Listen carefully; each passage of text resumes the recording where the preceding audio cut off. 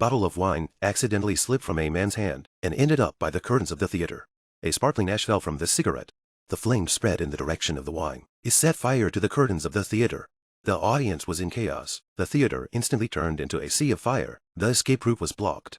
Max led his companions to the front stage. He cut through the screen. Suddenly, the tunnel glowed brightly, and the boys went in. Suddenly, a little yellow car drove towards them. Everyone looked at them with amazement. They were too scared to speak. The two in the car had to leave. They wondered if they were hallucinating. The yellow car drove towards them again.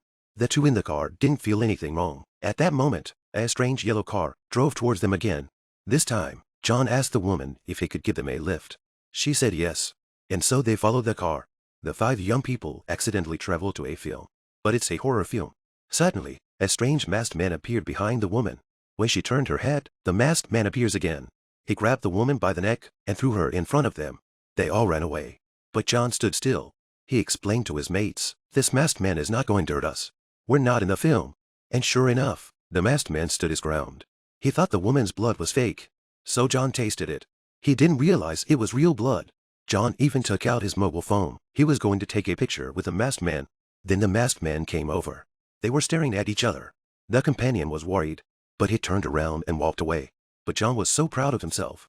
The next moment, he was cut by a knife. The partners ran away in fear. But no matter how they run, they're still going back to the same place. The masked man suddenly appeared outside the house.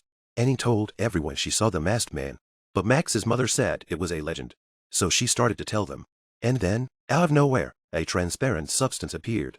The next moment, they were in a black and white world. They saw the masked man as a child. He was being bullied by his peers.